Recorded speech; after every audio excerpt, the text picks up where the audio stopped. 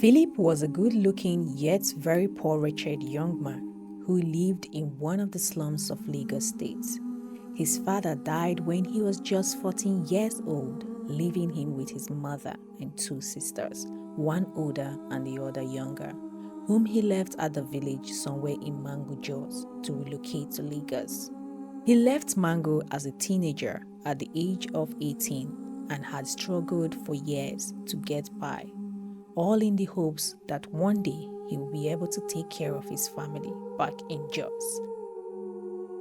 Lagos life proved harder and different than he expected, and so for years, Philip had to settle for odd jobs, live in an odd house, and could rarely get by. In all these, he still had a way of being cheerful and generous to the people around him, including beggars on the streets. It was already over 12 years since Philip left his village for the first time, and at this point was working as an Okada man with a bike that was given to him by one Mr. Kola. One day, while Philip was out working, he got a call from Mr. Kola. On the phone, he said to Philip, Philip, I go like follow you discuss something, so I beg make you dey your house, wait for me. I go come tomorrow. Philip replied. Sir, hope say everything dey alright. Mr. Kola gave him a positive response and ended the call. The next day, Mr. Kola was already at Philip's door very early in the morning, knocking so hard that Philip rushed out to see who was knocking that early. When he opened the door, it turned out to be Mr. Kola.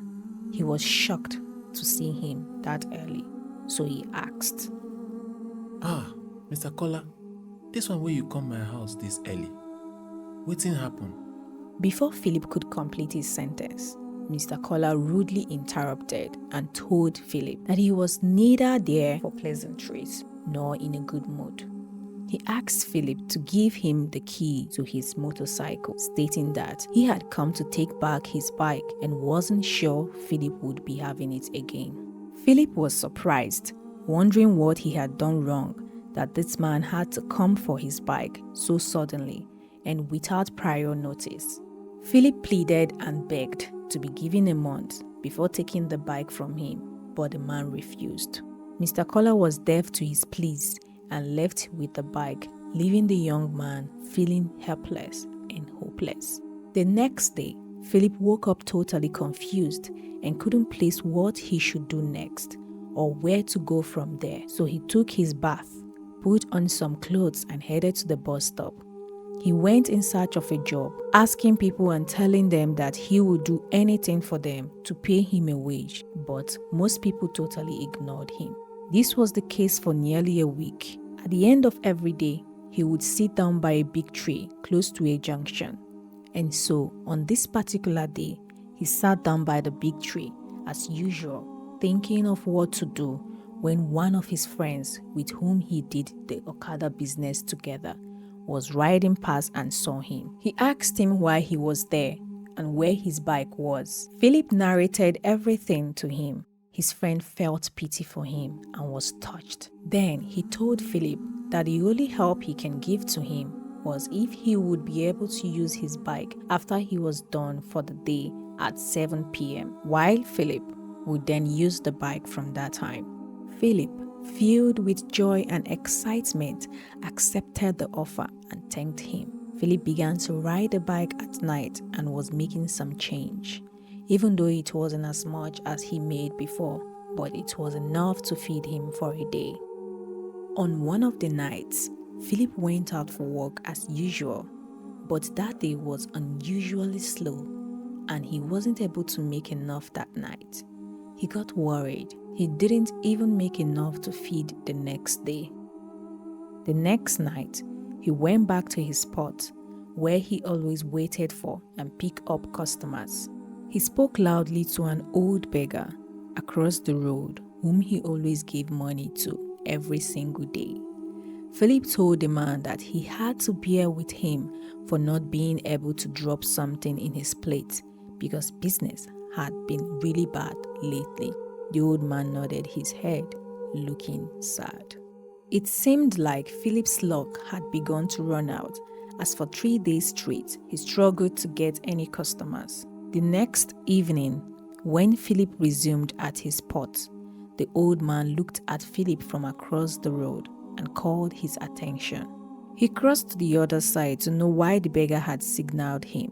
When he got to the man, the old man said, My son, I never chop since 3 days, I beg. Philip felt bad hearing this and said to him, Baba, even myself market bad for me, but I could see wetin I go do. He remembered the little food he had at home, but thought of how to bring it to the old beggar because his place was a long distance from the junction.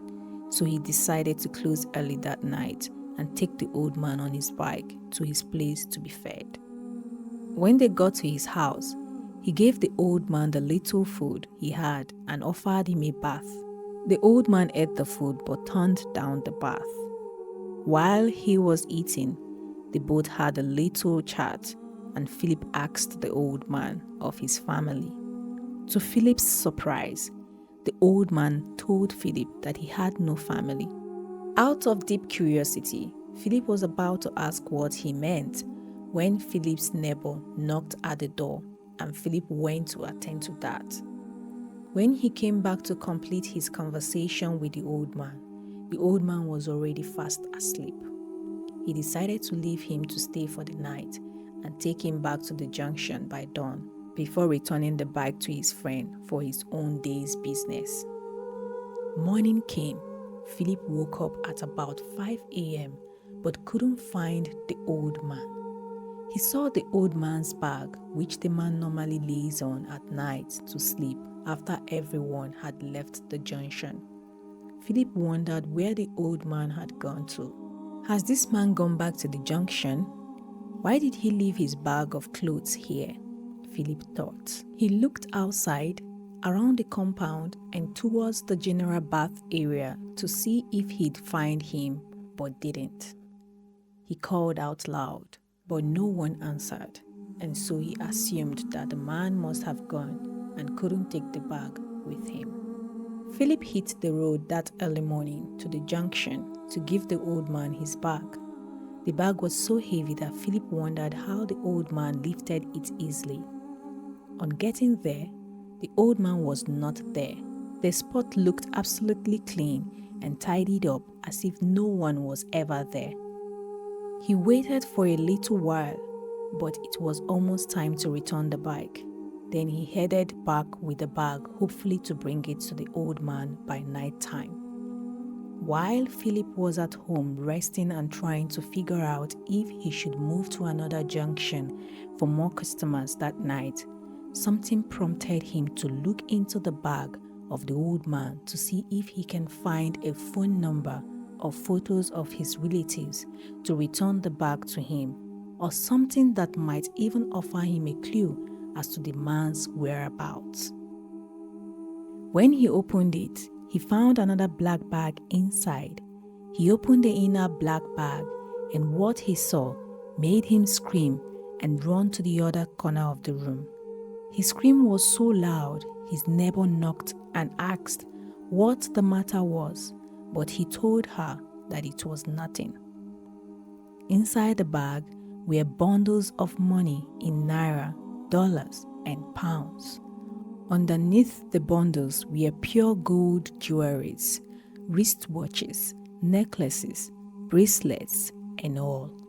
He was so dumbfounded and couldn't believe his eyes. Philip was afraid to his bone. Who is this man? He wondered. He left his house, locked up the door and window, and didn't go back until it was time for his job.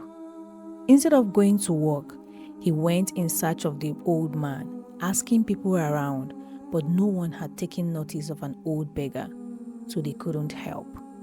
He left the bag at home untouched for about 3 days and never told anybody about it. One day, he got a call from a strange number. When he picked it up, he heard a man's voice tell him, Hello? It's all yours. Take it. And the call ended.